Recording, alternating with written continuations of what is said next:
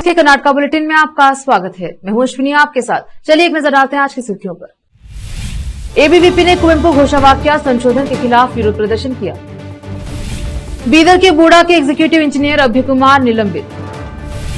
राज्य शिक्षा नीति के मसौदे को अंतिम रूप देने के लिए सिद्धरामैया के समक्ष अंतरिम रिपोर्ट तैयार की गई। राहुल गांधी को खुश करना, कर्नाटक सरकार द्वारा हाथी द्वारा मारे गए केरल के किसरमेश्वर।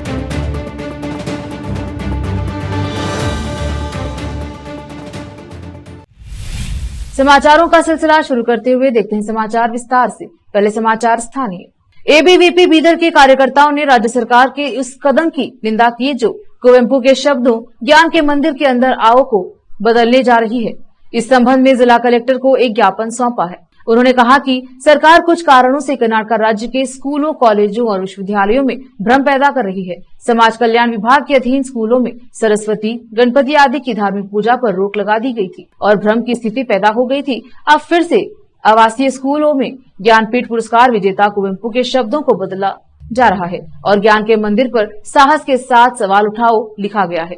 यह कदम निंदनीय है और राज्य के छात्र समुदाय का सवाल यह है कि कर्नाटक राज्य के ज्ञानपीठ पुरस्कार विजेता कुवेंपु की बातों को तोड़ मरोड़ कर सरकार छात्र समुदाय को क्या संदेश देने जा रही है। इस प्रकार की शिक्षा क्षेत्र में अपनी वैचारिक राजनीति को शामिल करने जा रही है। सरकार का यह कदम निंदनीय है। जिलाधिकारी के माध्यम से राज्य के मुख्यमंत्री को एक ज्ञापन सौंपा है। इस अवसर पर तालुका संयोजक अमरेश बिरादर, अमर स्वामी, पवन कुमार, नागराज, मंजुनाथ, अभिषेक, शंभू, महेश, अंकुश, सचिन, पवन, दिनेश आदि अन्य कार्यकर्ता उपस्थित रहे। विशेष संवाददाता की रिपोर्ट। बीदर शहरी विकास विभाग ने बीदर शहरी विकास प्राधिकरण बूढ़ा में अपने काम लापरवाही से करने के और वित्तीय नुकसान पहुंचाने के आरोप में निलंबित करने के आदेश शहरी विकास विभाग के उप सचिव थिरुमलाचार्य को तत्काल प्रभाव से दंडोली नगर परिषद में सहायक कार्यकारी अभियंता के रिक्त पद पर स्थानांतरित कर दिया गया। विधान परिषद सदस्य अरविंद कुमार अरली ने शिकायत दर्ज कराई थी कि उन्होंने भूखंड आवंटन में नियमों का पालन नहीं कर सरकार को आर्थिक क्षति पहुंचाई है। शिकायत के आधार पर 3 अधिकारियों की एक कमेटी ने संयुक्त जांच की। कहा कि जो रिपोर्ट सौंपी गई है उसमें यह पाया गया है कि अनुपालन न करने से वित्तीय क्षति हुई है, इसलिए कार्यवाही की गई है। विशेष संवाददाता की रिपोर्ट। अब रोकते हैं समाचारों का सिलसिला, लेते हैं छोटा सा ब्रेक।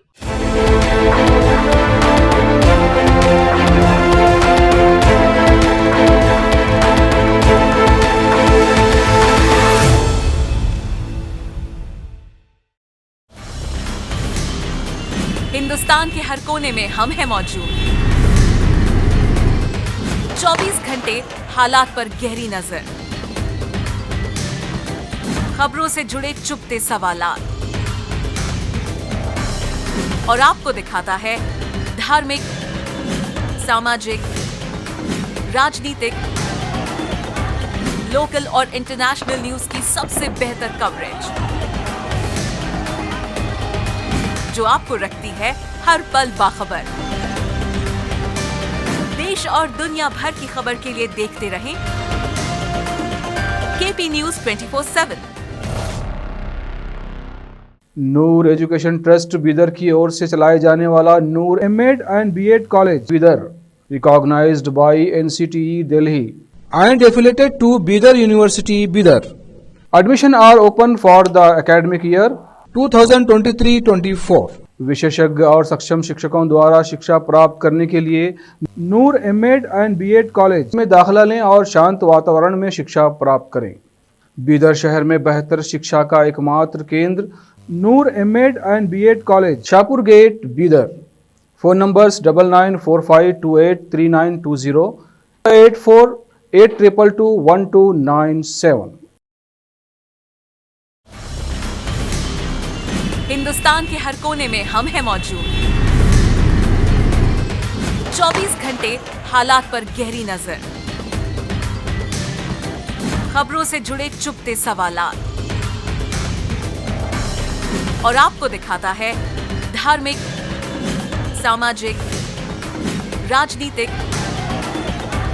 लोकल और इंटरनेशनल न्यूज की सबसे बेहतर कवरेज जो आपको रखती है हर पल बाखबर। देश और दुनिया भर की खबर के लिए देखते रहें केपी न्यूज 24/7।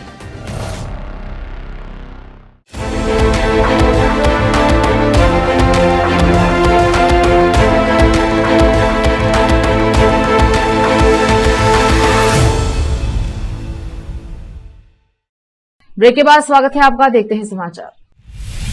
राज्य शिक्षा नीति आयोग SCPC द्वारा प्रस्तुत अंतरिम रिपोर्ट का मसौदा अंतिम रूप देने के लिए मुख्यमंत्री सिद्धरामैया के समक्ष अंतरिम रिपोर्ट के मसौदे में राष्ट्रीय शिक्षा नीति NEP 2020 के तहत शुरू किए गए 4 साल के सम्मान कार्यक्रम को खत्म करने की सिफारिश की गई है, जिसे पिछली भाजपा सरकार के कार्यकाल के दौरान उच्च शिक्षा स्तर पर लागू किया गया था। सूत्रों के मुताबिक सिद्धरामैया ने फीडबैक के लिए ड्राफ्ट रिपोर्ट को अपने करीबी बुद्धिजीवियों के बीच प्रसारित किया है। हालांकि अपरिहार्य स्थिति के कारण सोमवार को मुख्यमंत्री और उच्च शिक्षा विभाग के अधिकारियों के साथ होने वाली बैठक स्थगित कर दी गई। सूत्रों ने कहा कि मुख्यमंत्री ने मसौदे में किसी बदलाव की सिफारिश नहीं की है। हमें उन छात्रों के हित में 4 वर्षीय ऑनर्स पाठ्यक्रम के बारे में स्पष्टता प्रदान करने की आवश्यकता है, जो अपने तीसरे वर्ष में है। अंतरिम रिपोर्ट के मसौदे को जल्द ही अंतिम रूप दिया जाएगा और स्वीकार किया जाएगा, विभाग के एक वरिष्ठ अधिकारी ने कहा। कर्नाटक सरकार द्वारा हासन से स्थानांतरित हाथी द्वारा मारे गए केरल के एक किसान के परिवार के सदस्यों को 15 लाख रुपए का मुआवजा देने का निर्णय लेने के बाद राज्य में एक विवाद खड़ा हो गया। दोनों राजनीतिक दलों और वन्यजीव कार्यकर्ताओं ने कर्नाटक सरकार की उस उदारता पर सवाल उठाए हैं। सोमवार को वरिष्ठ कांग्रेस नेता और वायनाड सांसद राहुल गांधी को लिखे पत्र में कर्नाटक के वन मंत्री ईश्वर खंड्रे ने कहा कि राहुल की सलाह पर मुख्यमंत्री सिद्धरामैया की अध्यक्षता वाली कर्नाटक कैबिनेट ने किसान को 15 लाख रुपए का मुआवजा देने का फैसला किया है। राहुल के निर्वाचन क्षेत्र में टस्कर नामक रेडियो कॉलर वाले हाथी द्वारा रौंदे जाने के बाद वन विभाग के सूत्रों का दावा है कि यह पहली बार है कि कर्नाटक सरकार दूसरे राज्य के पीड़ित को मुआवजा दे रही है। खंड्रे के कार्यालय के सूत्रों के अनुसार राज्य सरकार ने केवल मानवीय आधार पर केरल के किसान को मुआवजा देने का फैसला किया है। एक सूत्र ने बताया कि कर्नाटक वन विभाग की ओर से गलती हुई है, क्योंकि हम उस हाथी की आवाजाही के बारे में केरल में अपने समकक्षों को सूचित करने में विफल रहे। गृह मंत्री डॉक्टर जी परमेश्वर ने परिषद में कहा कि भाजपा विधायकों वेद व्यास, कामत और भरत शेट्टी के खिलाफ प्राथमिकी दर्ज की गई है, क्योंकि वे अशांति और सांप्रदायिक परेशानी पैदा कर रहे थे। वह MLC श्रीनिवास पुजारी और रवि कुमार को जवाब दे रहे थे, जिन्होंने पुलिस कार्यवाही का मुद्दा उठाया। जब भाजपा नेताओं ने फिर से केरागोडू का मुद्दा उठाया, जहां हनुमान ध्वज उतारा गया, तो उन्होंने कहा कि ग्राम पंचायत ने राष्ट्रीय ध्वज या राज्य ध्वज फहराने की अनुमति मांगी थी, लेकिन भगवा ध्वज फहराकर नियमों का उल्लंघन किया गया। जब बीजेपी नेताओं ने पूछा कि इसे सुबह 3 बजे क्यों गिराया गया, तो उन्होंने कहा कि पुलिस को झंडा उतारने से पहले जमीन पर प्रतिरोध से निपटना पड़ा। बेलगावी की घटना पर जहां एक उत्पीड़ित वर्ग की एक महिला को अपमानित किया गया था, उन्होंने कहा कि 7 लोगों को तुरंत गिरफ्तार किया गया और बाद में कुछ और लोगों को पकड़ा गया। पुलिस कार्रवाई में देरी के भाजपा सदस्यों के आरोप पर उन्होंने कहा कि घटना रात करीब 9 बजे की है। उन्होंने कहा, हमने महिलाओं को अस्पताल पहुंचाया और पुलिस के संज्ञान में आने पर तुरंत उसे सुरक्षा दी। वक्त एक और छोटे से ब्रेक का, जल्द लौटेंगे ब्रेक के बाद।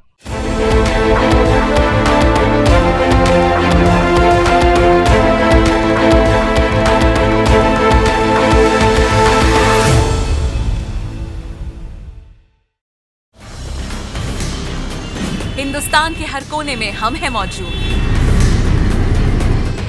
24 घंटे हालात पर गहरी नजर, खबरों से जुड़े चुपते सवालात, और आपको दिखाता है धार्मिक, सामाजिक, राजनीतिक, लोकल और इंटरनेशनल न्यूज की सबसे बेहतर कवरेज, जो आपको रखती है हर पल बाखबर। देश और दुनिया भर की खबर के लिए देखते रहें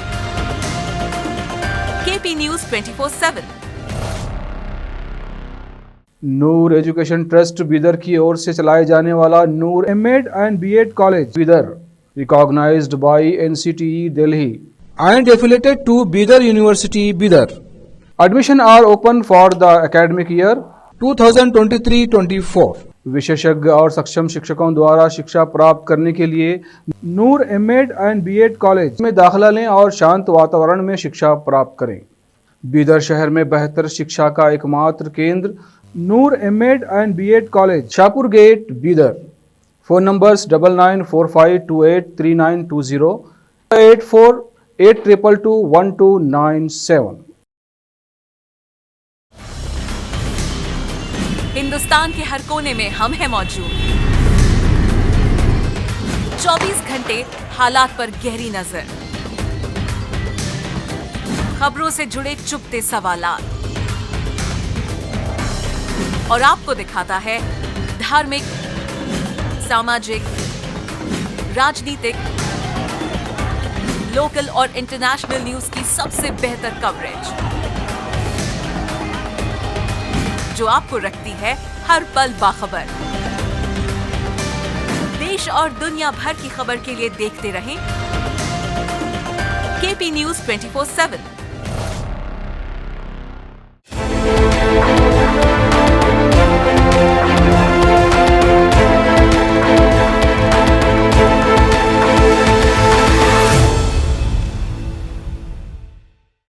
ब्रेक के बाद स्वागत है आपका। देखते हैं समाचार।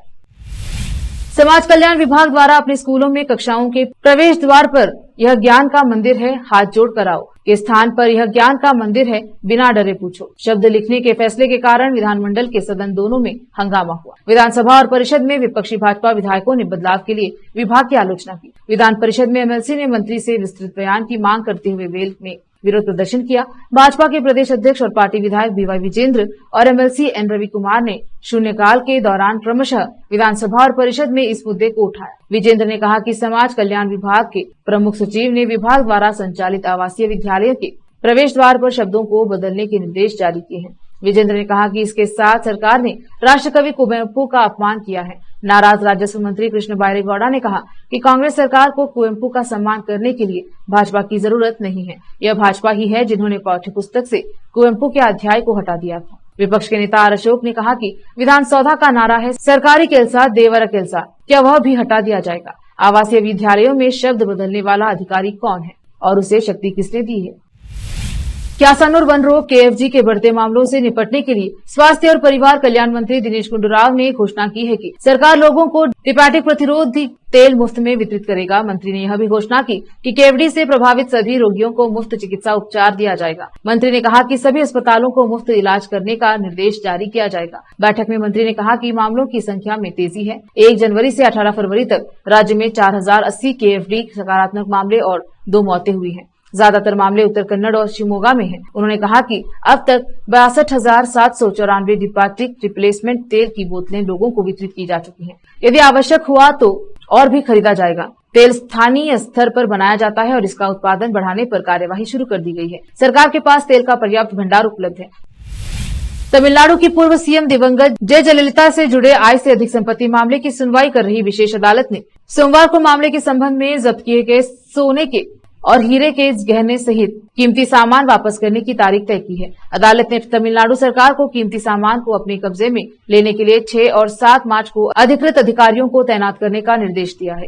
न्यायाधीश एच.ए. मोहन ने आदेश पारित किया। सुनवाई की आखिरी तारीख पर पारित आदेश के बाद टीएन सरकार ने गृह विभाग के प्रधान सचिव और पुलिस महानिरीक्षक आईजीपी सतर्कता को अदालत के आदेश के अनुपालन में औपचारिकताएं पूरी करने और कीमती सामान वापस लेने के लिए अनधिकृत किया। अदालत ने उन्हें कीमती सामान सुरक्षित रूप से ले जाने के लिए 6 ट्रक और लाने का भी निर्देश दिया और 2 अनधिकृत अधिकारियों को हैंडओवर रिकॉर्ड करने के लिए 1 फोटोग्राफर और वीडियोग्राफर के साथ आने के लिए कहा है।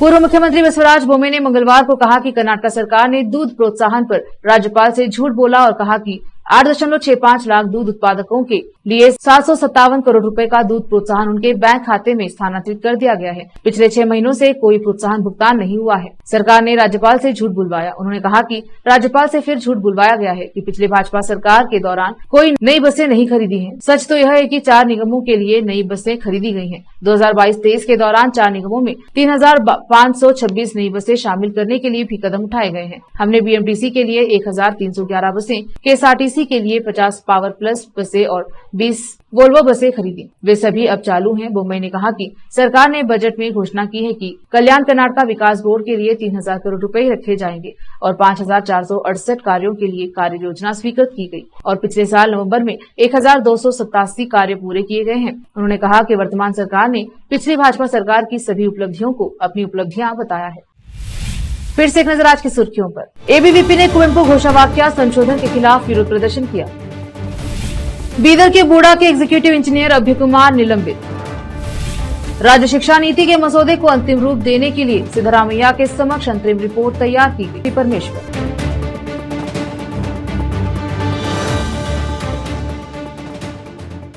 केपी न्यूज के कर्नाटक बुलेटिन में आज इतना ही। देखते रहिए केपी न्यूज 24/7। धन्यवाद।